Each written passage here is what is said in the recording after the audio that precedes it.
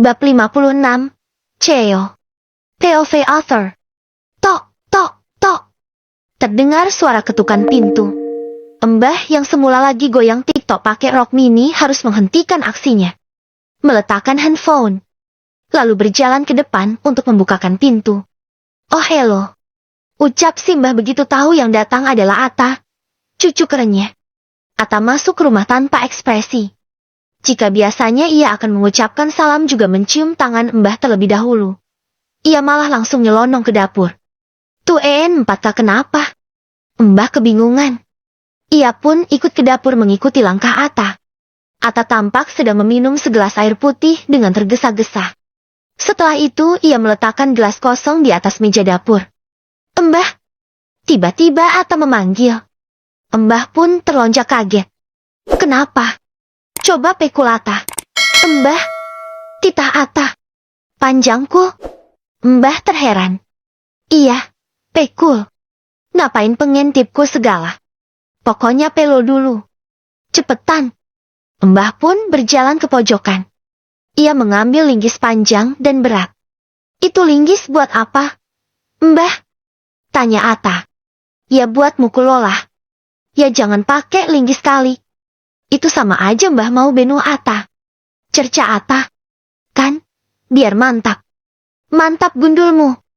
Pakai tangan aja lah. Oke. Si mbah meletakkan linggis kembali ke tempat semula.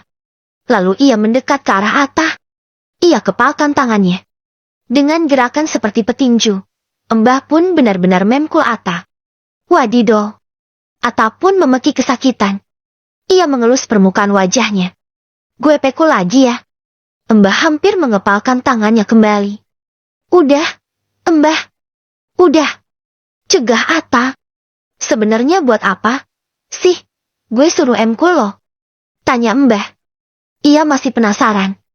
Atta ingin mastiin kalau Atta enggak lagi bermimpi. Maksudnya gimana sih? Mbah malah makin kebingungan. Ayo, Mbah. Atta jelasin sambil duduk. Ajak Atta. Mereka pun segera ke ruang tengah. Duduk di atas sofa. Jadi gini, Mbah. Atta pertama-tama ingin bertanya dulu sama Mbah. Tapi Mbah harus jawab jujur. Kata Atta. Ya udah. Cepetan. Mbah terlihat tak sabaran. Apa benar Atta masih punya kakek? Ayah dari ibu? Mbah seketika terdiam. Jawab. Mbah. Kejar Atta. Ya, lo masih punya kakek. Apa namanya kakek Sugiono? Mbah mengangguk. Jadi emang benar. Dia kakek gue. Lirih Atta berbicara pada diri sendiri. Emang kenapa sih? Tah, lo nanya-nanya itu. Tanya Mbah. Atta udah ketemu sama beliau. Apa? Si Mbah terkejut. Lo serius? Iya, Atta serius. Terus? Nabrak. Anjing. Gue nanya serius. Gablok. Si Mbah emosi. Dia minta maaf sama Atta. Dia ngerasa bersalah banget sama Atta. Katanya dia udah sama aja ngelantarin Atta. Jelas Atta. Dan Mbah tahu nggak? Ternyata dia orang kaya. Mbah. Gue udah tahu. Celetuk Mbah. Mbah udah tahu. Iya udah tahu. Kenapa nggak bilang dari dulu-dulu? Takutnya antara lo malah nyariin dia. Terus kalau sudah ketemu, lo bakal ngepnu dia agar bisa menguasai hartanya. Mejir. Busuk banget pikirannya Mbah. Atta nggak mungkin kayak gitu, kok. Palingan cuma. Ucapan Atta terhenti. Cuma apa? Kejar Mbah. Akan Atta santet dari kejauhan. Hehehe. Bangke lo. Mereka pun sama-sama tertawa cekikikan. Mbah. Lirih Atta sambil meletakkan kepalanya di atas pangkuan si Mbah. Ia tiduran manja seperti kebiasaannya. Kayaknya Tuhan selama ini lagi ngeperan Atta. Deh, Mbah. Ucapnya. Ngeperan gimana maksudnya? Tanya Mbah sambil mengelus rambut Atta. Dulu Atta hidupnya selalu kelonta-lonta. Hidup dalam kemiskinan. Bahkan, buat makan aja kesusahan. Tapi sekarang tiba-tiba aja Atta dipertemukan oleh kakek yang kaya raya. Dan kata beliau, Atta yang bakalan mewarisi semua hartanya. Asli, Kayaknya Tuhan lagi berusaha mempermainkan Atta. Lo salah. Bukan Tuhan yang mempermainkan lo. Sahut Mbah. Terus siapa? Dong. Otolnya. Dia kan sengaja bikin cerita hidup lo kayak gini. Sengaja bikin hidup lo berliku-liku. Biar seru. Biar banyak yang baca novel ini. Kalau udah banyak yang baca, cuannya juga pasti banyak. Kata Otor, buat modal ngelamar si Ayang. Tapi sayang, Ayangnya belum ketemu. Dia kan jomblo. Sik sisi. Mbah cekikikan. Begitupun dengan Atta. Sedang Otornya cuma mantau di pojokan sambil ngemil kuaci pakai nasi. Di kantor gondal-gandul grup. Masih POV Otor. Tok, tok, tok. Terdengar suara ketukan pintu. Masuk. Lantang Nadine. Pintu pun terbuka. Tampak sosok Aldon muncul dari ambang pintu tersebut. Nadine melirik sekilas sambil melihat layar komputer di hadapannya. Ada apa? Sayang. Nadine masih berpura-pura bersikap baik pada Aldon. Aku mau ngomong sama kamu. Sayang. Jawab Aldon sambil duduk di hadapan Nadine. Ngomong tentang apa? Kamu gak bisa ya?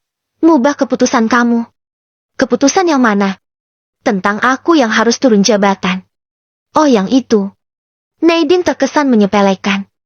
Maaf, sayang. Aku nggak bisa.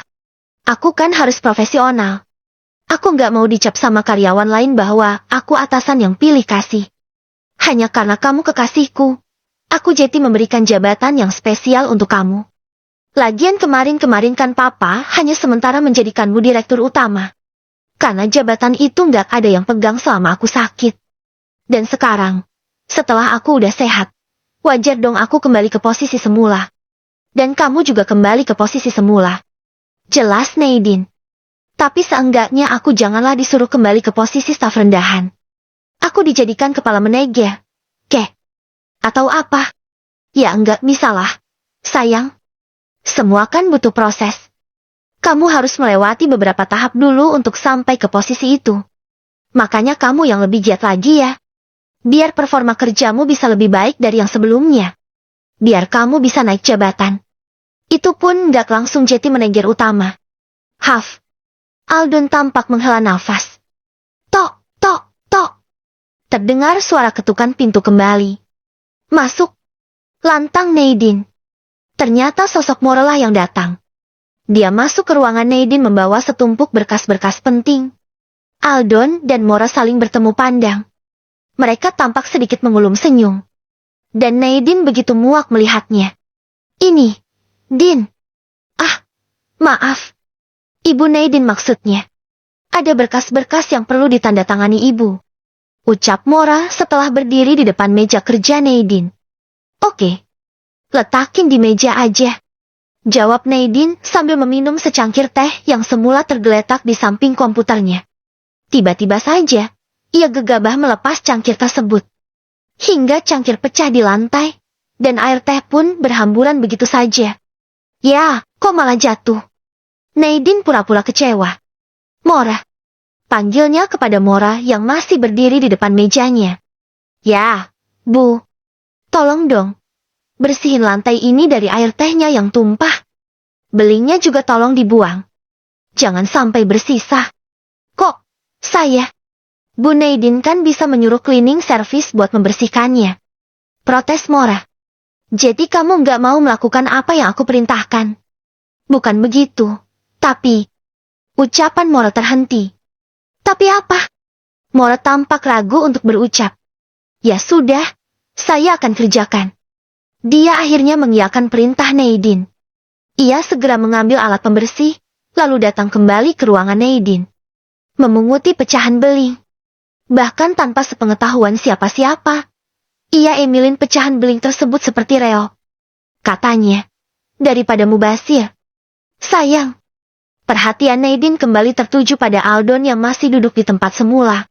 Ya, sayang. Tolong buatin teh dong buat aku.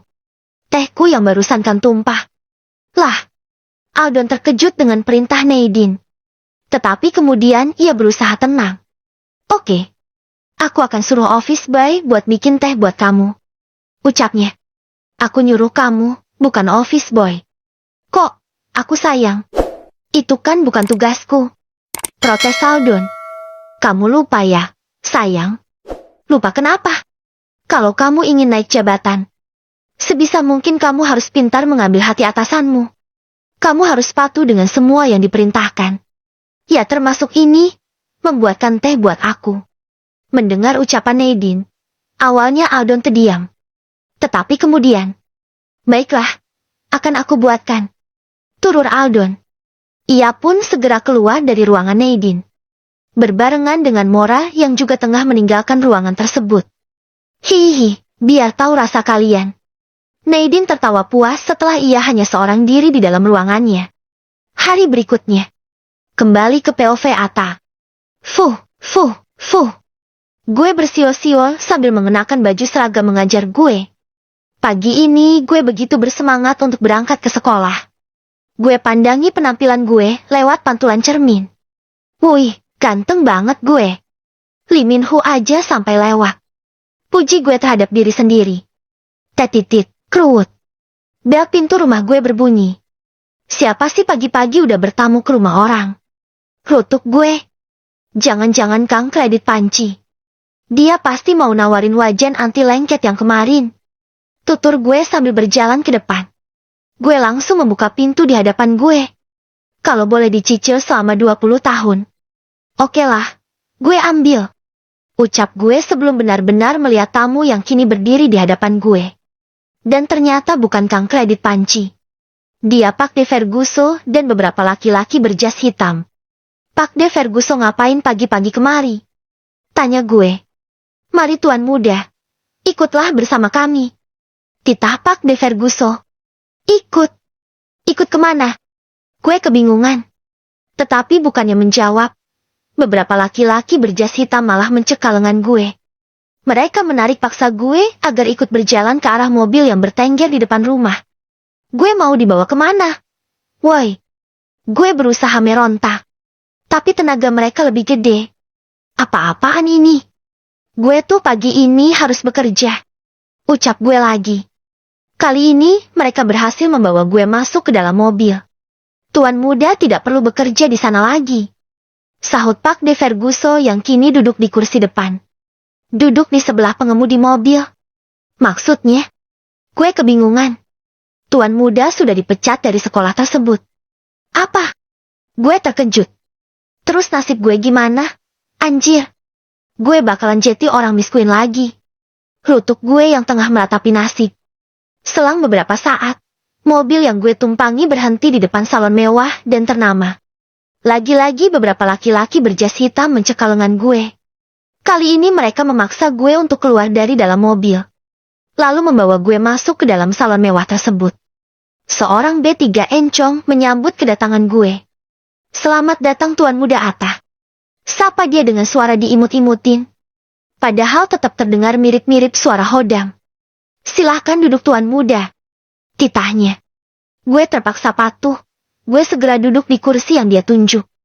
Kursi yang menghadap langsung ke sebuah cermin besar. Setelah itu dia segera nyentuh-nyentuh rambut gue. Mau diapain rambut gue?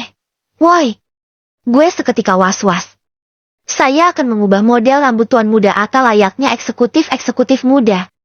Jawabnya sambil ngedipin mata dan melet-melet ke arah gue. Asli, gue jijik banget. Akhirnya gue pasrah. Entahlah rambut gue mau diapain. Pertama-tama mereka ngekriambatin gue dulu. Abis itu mulai memangkas rambut. Di samping itu, karyawan yang lain sibuk megang-megang wajah gue. Mereka mulai melakukan perawatan pada wajah gue. Seperti melakukan trilogy facial, fat freeze, serta PRP, dan lain-lain. Entahlah gue nggak tahu namanya. Mereka melakukannya hampir 2 jam lamanya. Boyok gue sampai pegel. Guys. Tetapi setelah selesai, gue terkejut dengan hasilnya. Sosok gue sekarang jadi kayak opa-opa Korea. Wajah gue bebas bekas jerawat. Enggak ada komedo. Wajah gue kinclong kayak tekonya Aladin. Udah gitu rambut gue jadi mirip kayak Sehyo di drama-drama Korea. Cepat, disisir ke belakang. Hingga jidat gue yang anti gores jadi terpampang dengan leluasa. Pokoknya, asli, gue sempurna banget. 11-12 lah ke otornya. Sik sisi, dilarang protes. Setelah dari salon, Pak De Verguso dan beberapa laki-laki berjas hitam giliran mengajak gue ke sebuah butik mahal. Di sana gue disuruh nyobain kemeja, celana, dan jas dengan harga yang selangit. Setelah menemukan yang cocok, Pak De Verguso menyuruh gue buat mengenakannya sekalian. Udah gitu, dia juga beliin gue jas-jas yang lain. Katanya buat persediaan. Gue pun membatin. Emangnya Kiko. Setelah pakaian, gue juga disuruh nyobain sepatu-sepatu formal yang pantesnya digunain sama orang-orang yang kerja di kantor. Mulai dari jenis Oxford shoes, wingtip, derby shoes, monk strap, sampai jenis moccasin. Gue disuruh langsung pakai salah satunya. Sedang yang lainnya tetap dibeli katanya lagi-lagi untuk persediaan. Asli, sekarang penampilan gue keren banget. Dari ujung kaki sampai ujung kepala, gue udah mirip seorang direktur perusahaan. Hahaha. Setelah selesai dari butik, Pak De Verguso kembali mengajak gue untuk pergi ke suatu tempat lagi. Hanya beberapa menit perjalanan, mobil yang gue tumpangi akhirnya berhenti di depan sebuah lobi gedung perkantoran yang begitu besar dan megah. Gedung tersebut bernama PT UH Group. Silahkan turun tuan muda, ucap Pak De Verguso sambil membukakan pintu buat gue. Gue pun patuh gitu aja. Gue turun dari mobil, lalu berjalan mengikuti langkah Verguso dan beberapa laki-laki berjas hitam. Mereka berjalan masuk ke lobi gedung yang tengah gue singgahi ini. Dan begitu masuk, gue langsung disuguhi pemandangan yang begitu mengejutkan. Begitu banyak staf di kantor ini yang pada berdiri menyambut kedatangan gue. Selamat datang tuan muda, sapa mereka kompakan. Gue malah plonga-plongo melihat keadaan tersebut. Tetapi kemudian, gue berbisik sesuatu ke telinga Pak De Verguso. Ini maksudnya apa ya? Pak De? Tanya gue. Mulai sekarang tuan muda akan jadi CEO di perusahaan ini. Apa? CEO? Gue terkejut dengan ucapan Pak De Verguso.